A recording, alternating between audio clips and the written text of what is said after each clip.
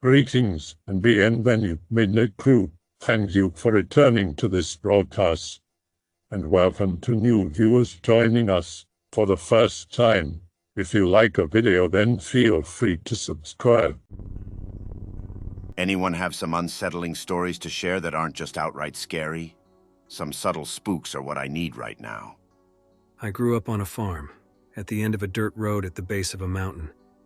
The road twisted to our village, but it was about 5 miles. Across the fields, it was about a mile. I was walking as the crow flies to and from the village since I could walk.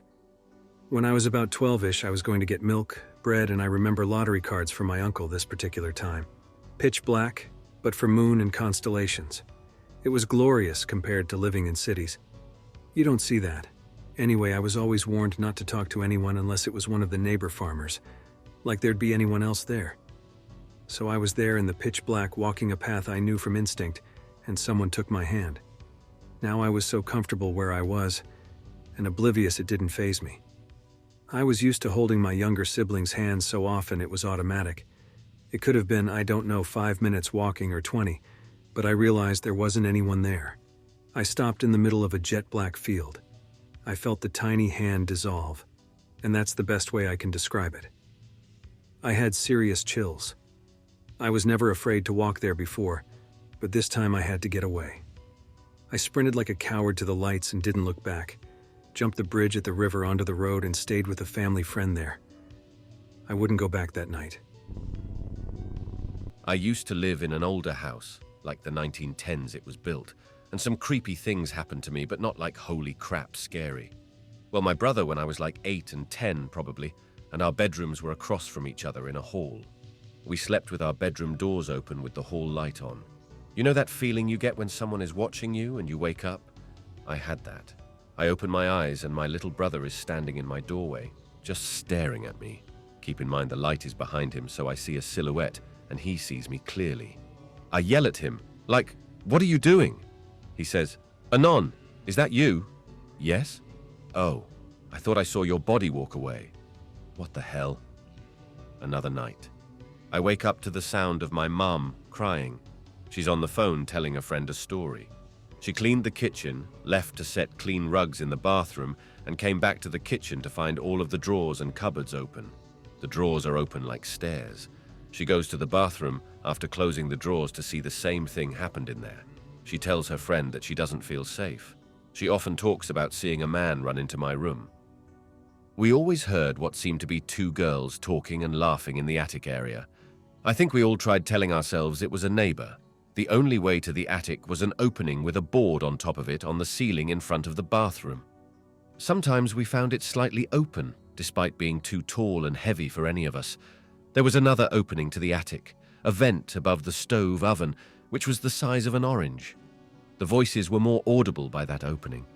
My brother and I looked up into it a lot to see shadows passing over. I woke up one night to hear my mom's boyfriend crying. He's scared of the little girls talking. He says they get louder every night. He's scared of the man that runs from their room to my room every night. He actually leaves my mum because he's scared of the house. I am home alone in my bedroom, sitting against my door with my legs straight out. I'm fixing my Razor scooter between my legs. I hear someone, a female. I called out, "Mum!" They keep talking, and I think it's the little girls in the attic. I look up at the ceiling, trying not to cry. I all of a sudden feel really cold on my legs. I look down to see 3 shiny dimes spaced evenly apart on each of my legs. I got out of that house and sat out front until my mum came home hours later. One of my friends stays the night with me in the living room for the TV. We were both sleeping on the floor. I woke up suddenly in the night, around 3 a.m. The front door to my left is completely open. Their carpet is wet with footprints from the front door leading to the kitchen. I woke up my friend, and we followed them through the kitchen to the laundry room to see that the back door was also completely open. Something walked around our sleeping bodies through my entire house. I took a walk around my neighborhood at night. A red car starts to drive slowly behind me. Every time I look back, they stop driving. This goes on for a few minutes, and I'm about to piss my pants. I sprinted through someone's lawn on the corner, into an alley, and behind a dumpster. The car drove up and down that alley twice. I ran home when I felt like the car was gone. That night, I dreamt that I was reliving that moment. It was so realistic that I was questioning myself if I really had gone home and gone to bed. When I looked back at the car this time, I saw the person inside, a man with long hair and a pointy face in what looked like a long leather jacket. He had long fingernails. I woke up at 3 a.m. and the dream was over. The next morning, walking to school, I noticed I was walking at the same pace as the person across the street from me. I look up to see a man who looked eerily similar to the one from my dream. Summer of 2002. Had these old-ass computer speakers I had found at a garage sale. One night I'm up late and I have the speaker dial turned all the way down but not off. Out of nowhere I start to hear music, kind of faint, but clear enough. It's some old-ass music. I'm not sure where it's coming from at first, but I realize after a while it's from the speakers. I check everything and confirm I don't have anything playing music. Eventually the music kicks over and it's a radio station. This is really weird unto itself because these are computer speakers, and somehow they are picking up a radio station, a local one that plays oldies. I play around with it a bit and realize that if I turn the volume up, the radio station goes away, and if I turn it off, it shuts off completely. There's a very fine sweet spot to pick it up. A few more days of playing with it, and I find out it only plays the radio station late at night. Between the hours of 2 a.m. and 6:30 a.m., I kind of became obsessed with it and would listen to it every night. Kind of a subtle soft background noise. One night something really strange happened. I go to turn the knob at 2 a.m. and the music is there. 15 minutes in, after having played a couple songs, it goes quiet. In comes this blaring sound, like a horn, goes off 5 minutes, goes quiet again, and picks up with these beeps, all kind of rapid but with a pattern. Beep stop.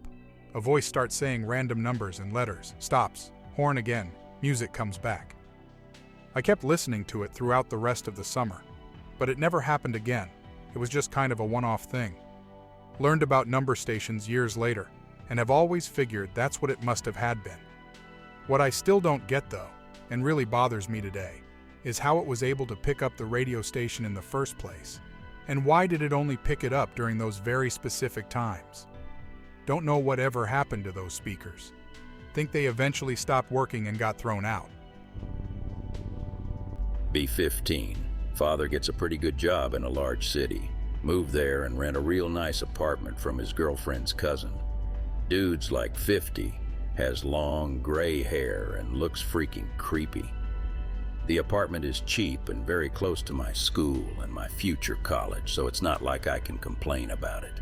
Father works long hours, so I have to pay rent, and the landowner wants to get payments in cash. Every single time that dude barely talks about anything but stares at me. Speaks really quiet and gentle. Got spooked, but I thought I was being a prick and tried to be nice to him anyway. Fast forward 2 years, he gives me a large and really heavy locked iron box. Can't open it under any circumstances. I have to hide it in a huge closet in my room. I was really weirded out, but my father said I shouldn't worry about it and do as he said. 3 years passed and my father got promoted. He works in the National Oil Company, so he makes some real good money, but he has to travel a lot, so he isn't there much at home. Almost 20 now. Father isn't home as usual, and I'm sitting on 4chan. Someone knocks at the door. Much to my surprise, that someone was a cop who asked me if I knew something about the owner's brother. They were looking for him since he committed some crime, but he didn't say what exactly he did. Was at some party a few days later, and my father was abroad, so I locked up the house real good. Returned and the door is unlocked. Furthermore, the door to my room is wide open, even though I always close it since I'm real anal about my privacy, even when I'm home alone. Instinct tells me someone was here, searched everywhere, and everything is intact, but something tells me to check out the closet. Lo and behold, the box is gone. I asked my father about it afterwards, and he confessed that his girlfriend thinks the guy's a Minecraft YouTuber, and he probably stashed some evidence there. That was like a month ago. I'm sorry if my story isn't very interesting, but I had to share it with someone. As a sort of pretext, my house is on a slip road that goes off the main street and has a row of houses along it. At the end, it then joins back onto the main road. There is also a parcel box outside my house for when a post won't fit through the letterbox, but we don't have a key, so it is always unlocked. Anyway, it's summer, 2 a.m. playing video games in the front room. Hear a car go past. Hear clanging outside. Sounds like the parcel box. Look through the blinds. Car parked outside with silhouettes of people in each seat. Close blinds and go outside to check the parcel box. Use a laptop to try and illuminate the inside, but nothing was there anyways. Look up to see a car waiting at the end of the slip road, where it joins the main road. The car seems to be waiting as it's 2 a.m. with no other cars around. Look at the car for a few seconds and it slowly drives off, like weirdly slow for a car. The next morning I saw a car which looked similar. It was dark when I first saw it, so I couldn't make it out. Drives at the same weird slow speed along the main road, except going the opposite way from the night before. I've always loved dogs and been really close to them. I've only been scared of a dog like 3 or 4 times in my entire life, even when I've seen dogs fight, and I've only been afraid of my own dog once. I was in the bathroom brushing my teeth or hair or something when one of my dogs walked slowly into the bathroom. He never willingly walks into the bathroom because he doesn't like getting baths and can't go into the bathroom without shaking. But this time, he just walked into the bathroom and stood there, looking down at the ground, but not with his tail tucked or ears down. This is already weird behavior, but I just write it off as dogs are weird sometimes. Thinking the whole thing's humorous, I ask him if he's okay. Normally, he'd instantly look up at me and wag his tail from the tone of my voice. This time, he didn't move an inch, just kept staring at the ground. For the first time ever, I got this sense that something wasn't right, and I found myself backing up towards the wall. Dog was between me and the bathroom door.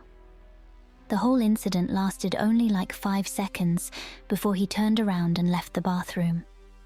I didn't follow him, but the next time I saw him, he was fine again. This one night I was hanging out with a few buddies just 10 minutes out of town, drinking a few beers and having a great time. One of my buddies brought a friend from out of town, though, that none of us knew except for him. The guy from out of town went out into the forest to take a piss. The dude was taking a while, so I volunteered to go in and see if he wasn't eaten by angry Canadian moose, and couldn't find him. However, I found his backpack opened, leaning against a tree, and checked inside. I found morphine, barbed wire, a large army knife, a bottle of vinegar, and a hacksaw. Heard the bushes rustle. It was dark, so I took out my phone and put it on flashlight mode.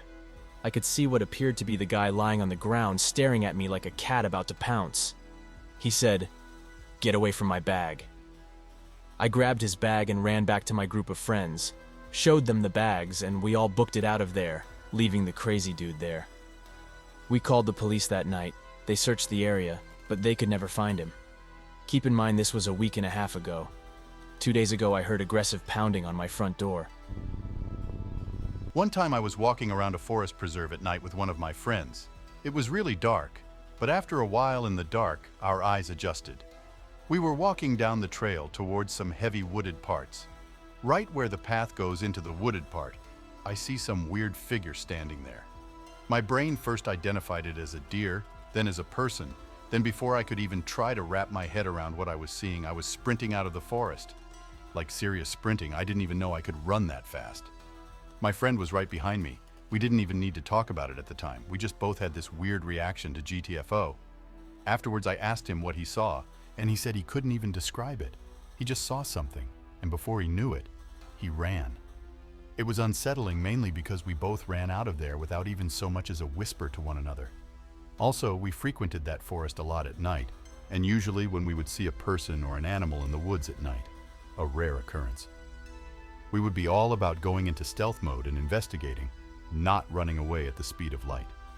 So yeah, it freaks me out still, because I have no idea what the hell that thing was. That reminds me of something my sister and I saw at a campsite at Silver Lake. The campgrounds were little plots of land in the vast woods of northern Michigan, clustered fairly close to each other along a narrow road, the sort of campsites you can rent or buy. My aunt has an entire trailer home permanently on one for vacationing. We kept passing an unused lot that had a chain across its entrance with a sign hanging on it that said, "Please do not enter." Every time we walked past it, our heads would turn. There was just a vibe about it, an energy in the air. Freaks my sister out, but I love the sensation. On our way back after a walk on some paths, we went up to the chain to look at it. No one was really going to stop us from going back there, but we just had this odd feeling like we shouldn't cross. That's when we saw it, half obscured by the trunk of a large old tree. Something high off the ground, colors of rust and flesh. I couldn't make out the exact shapes. My mind couldn't place any recognizable form nor identity upon the mass. That's when it moved, just a little, like it was trying to shift farther behind the tree out of our view. Suddenly it no longer struck me as an object, but a living thing watching us, and realizing we were watching it too. My sister and I were talking to each other, verifying with each other what we were both seeing. That's when she told me it sort of blinked in and out of sight, like a spirit. Not there one moment, then there again. She was getting really freaked out and trying to stop me from going for a close look. I'd been able to sense whether or not spirits are malicious after some really traumatic experiences growing up in a haunted house. I felt no threat from it. I felt like it didn't want us to come closer but wasn't intending to attack either. It felt substantial, this spirit, like something that could be dangerous, but I felt confident in my intuition. She grabbed my arm to hold me back. She was so freaked out by it. She had always seen spirits better than I could, and it had gotten stronger recently. She'd seen so many things on a regular basis, but this thing really had her on edge. We took out her camera to take a photo, but the brand new batteries died instantly. I've heard of this happening. Spirits stealing energy from batteries when you try to take photos of them. I asked politely for the spirit to allow us to take a picture, and the camera came back to life. We got one photo before it died again. I thanked the spirit. It was getting dark now, so my sister was eager to get back to my aunt's. She'd be having an uncomfortable night in the little old camper we were using, knowing this creature is a few campsites away. LOL, I did a tarot reading asking about the spirit. The reading came down to it being dangerous, but not a threat to us, that we should be cautious and not be too generous. The part about generosity was funny because we had a whole pack of batteries that were the wrong type for the camera, which I was thinking of offering to the spirit. Needless to say, I decided not to be so bold after all. We didn't see the creature there the next day, and didn't think much of it until we got home, and Dad was transferring our photos from the trip onto the computer. He just gave us this funny look and was like, "Guys, there's a ghost in your photo," all wide-eyed. Alal, in the clearing farther back from the tree, is a ghostly apparition of a man hung with a noose. You couldn't make out facial features, but the shirt was white with bluish shadow, the skin areas that bluish glow, and the pants were black. The rope was fully visible all the way up to the knot, suspended in midair from a structure no longer present. In the foreground, the trunk of the tree is. The shape of the edge of the trunk looks distorted slightly, like something is hiding behind it, just barely exposed along the edge. In the branches, when I upped the contrast, it looked like there was a brown skull missing its lower jaw with large white fangs. This was with the contrast up a lot, though, so I'm not sure if it's just an optical illusion. I wish I had the original photo, but my dad misplaced the disc it was on, and this was ages ago. Photo Bucket resizes shit, but since apparently my missing photos are back, WTF, Photo Bucket. Half the folder was missing for a while. I'll spam you with what I have in there. I honestly thought I had one cropped high-contrast version of it left. Otherwise, I'd have posted them as I went. You've no clue how glad I am to have found at least the resized version. Remember, this was cropped from the original photo, not the resized bull. Be like 9 or 10, doing homework or something at the kitchen counter. Phone rings. A really creepy, exaggerated little girl voice says, "Hello, is this Annette who goes to school A?" Thinking it's a friend pulling a prank, I tell them that they know I don't go to school A and hang up. This same call keeps happening about every week or so. I am a dumb kid, so I keep telling them what schools I don't go to. Answer the phone yet again, probably a month after the calls first started. "I know where you go now, Annette," said in a sickly sweet tone. For the first time, I'm starting to perceive this as a bad situation. I was not taught about this in stranger danger lessons. "Can I play with you after school?" "Stop calling me," I screamed as I slammed the phone on the receiver. This was a mistake. Calls come in non-stop. It even tricks my parents into thinking it's a schoolmate, so they give me the phone. The second they hand me the phone, it's telling me about what I was wearing that day and how much they want to play with me. That sickly, sweet voice. Eventually, I stopped responding to any phone calls that were for me, became very withdrawn, hardly leave the house, and when I do, I make sure I'm in a big group. The calls trickle off and eventually stop. I'm finally able to relax. Many years later, I'm a junior in high school walking home with some friends. See a square-shaped box inside a small burlap sack on my porch. Get excited thinking some guy is asking me to prom. I open the box. Inside are a couple of my old skirts that I donated to Goodwill years ago. My stomach starts to sink as I look at my surroundings and rush my friends inside. Friends start joking around, asking me why someone is sending me crusty skirts. One shakes the skirt while she's examining it. A piece of paper falls out of it. In neat cursive, the paper simply reads, "Why won't you call?" My dad told me this happened to him about 20 years ago. He's lived in the area for more than 40 years and is extremely skeptical of pretty much anything. The area is basically a largish town surrounded by farmland and small villages. Cycling home from the town to one of the villages in the early evening, two men standing by a parked van wave him down. He stops. They ask him if he knows so-and-so that lived in one of the other villages. He replies truthfully that he'd never heard of him. They say, well, don't go looking for him. He cycles off, bemused. At this point, the road branches. One goes to the village he lives in and one goes to the village the men mentioned. He grew up in that village and knows it well. He cycles towards it rather than going straight home. For your information, this all takes place at a part of the road surrounded by several ancient cemeteries and derelict churches, one medieval, and an Iron Age hill fort. The roads run between them all. He reaches the village and goes to an area in the rundown north. He describes it as being guided by instinct. The men hadn't mentioned any specific part of it. It's quite spread out. He reaches a house, goes up to it and knocks. No answer. He tries the door and it opens. He enters. In the living room, a man is lying badly injured and unable to move, though he is conscious. He phones an ambulance for the man. He hasn't introduced himself nor asked the man's name. He knows what it's going to be, though. It's the name mentioned by the two men on the road. He asked his parents and sisters who'd grown up in the village if they knew the guy. No one had heard of him. I had a car accident like 7 years ago. My family and I were going on a camping trip. We had a caravan on the back of our car. Some woman pulled in the middle of the road and stalled her car right in front of us. We couldn't stop in time. The accident was a write-off. Nobody was seriously injured. Earlier that day, when we were collecting the caravan from the storage compound we keep it at, my dad had a paranormal experience. As he was about to leave, he was closing the gate to the compound as we were just about to hit the road. He noticed a man standing on the other side of the car. According to him, it was my granddad, and he swears his life upon this figure he saw, which looked exactly like him, with polished shoes and that coat he would always wear. He said that he got a little scared because of what he had seen. He knew something wasn't right. He didn't tell anybody about this until after. My mother and the rest of the family didn't see anyone at the time when my dad saw my granddad. Kinda weird if you ask me. He swears on his life he saw him. Nobody else did, though. Coincidence that he saw him and then we had a serious car accident. Be me. Be 15 years old. Deer season, archery, 2010.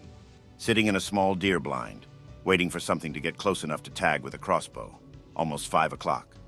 Tired as hell. Been sitting there for nearly an hour waiting for some big game. Just about to doze off when I see some movement. Look forward to a decent-sized clearing.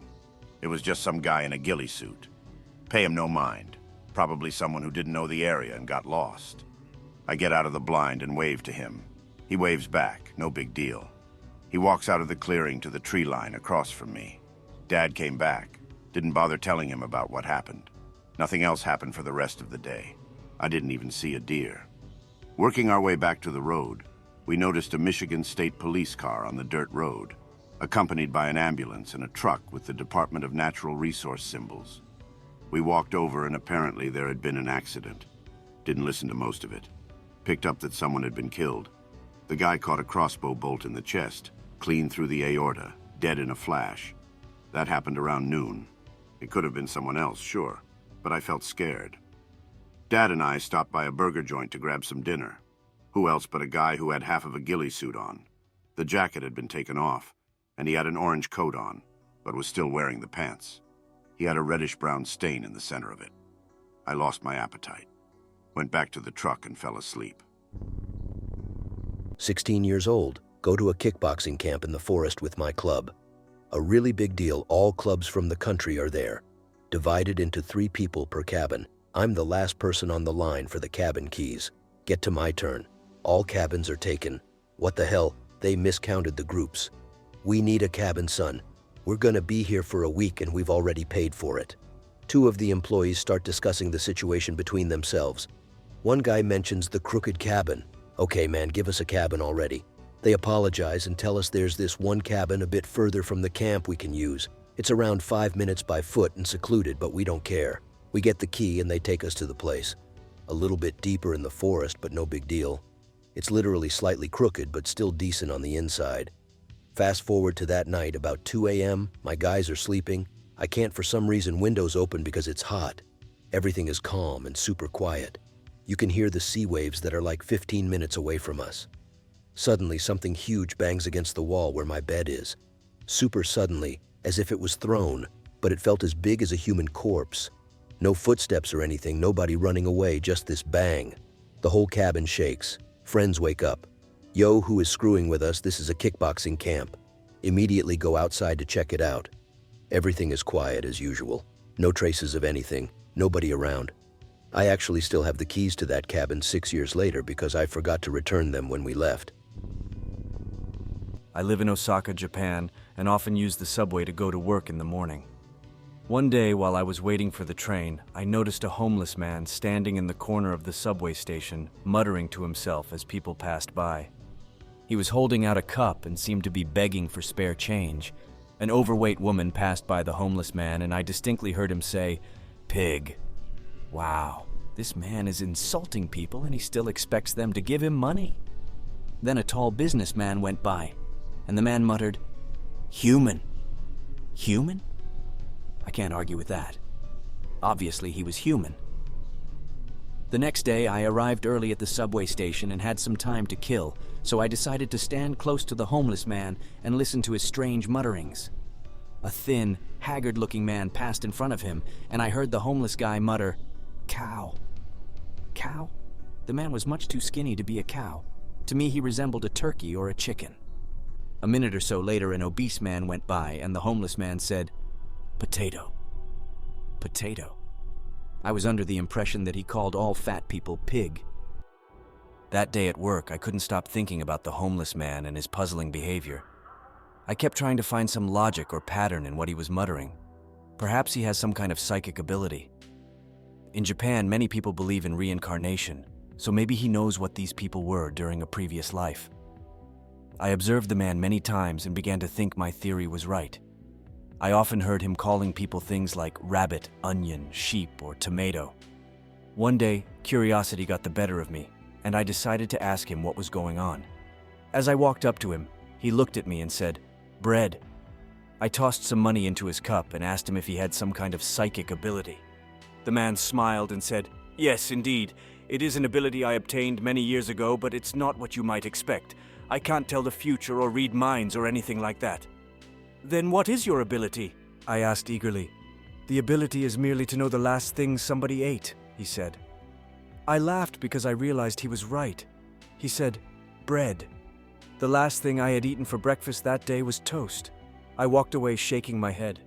Of all the psychic abilities someone could have, that one must be the most useless.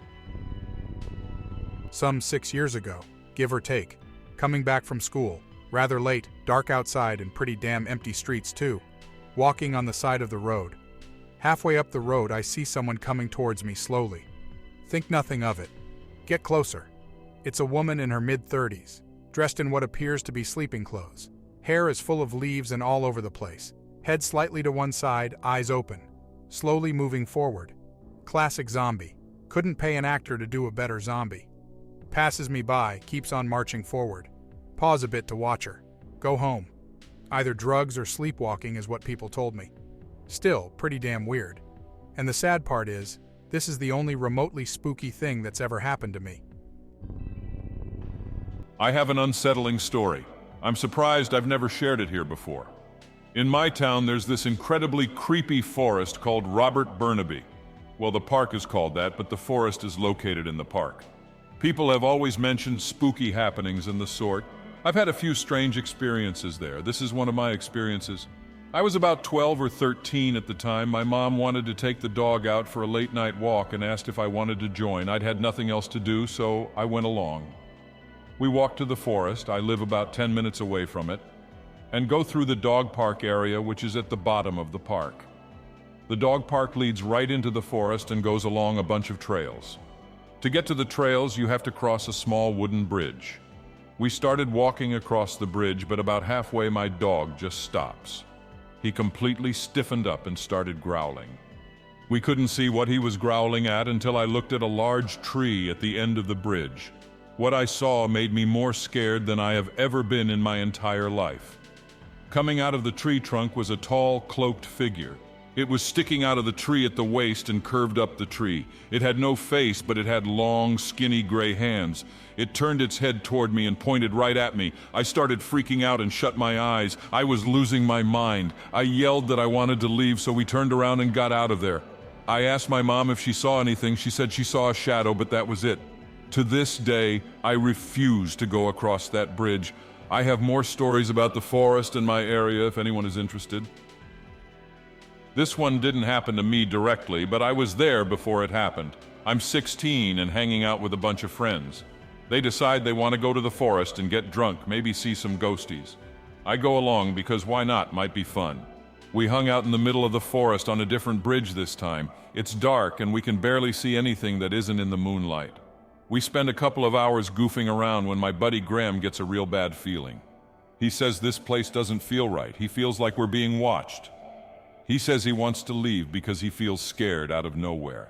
He isn't that drunk. He had maybe 3 beers. Me and 2 other friends ended up leaving with him while 3 others stayed behind. One guy who stayed behind was named Dan. Now Dan was a strange guy. He made some predictions that came true, and people swear he could get into your head and know your thoughts. He came off as incredibly wise, but he kind of freaked me out. Anyway, we go back to Graham's house and hang out, play Xbox, and go to sleep.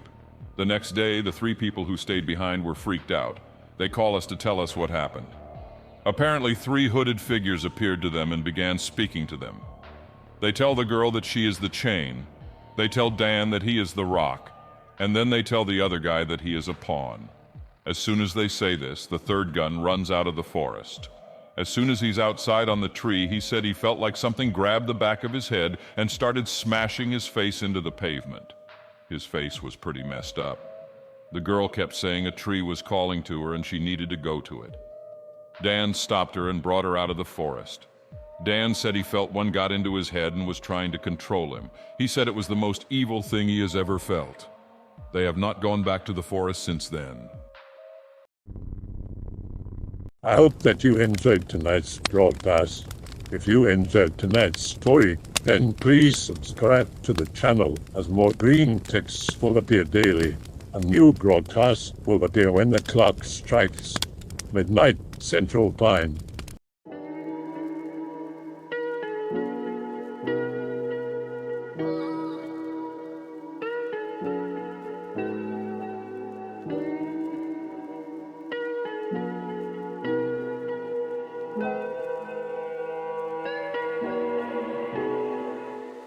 Remember to check out the Odyssey page in the description for a second archive of the channel's videos. There's also a Rumble archive as a backup.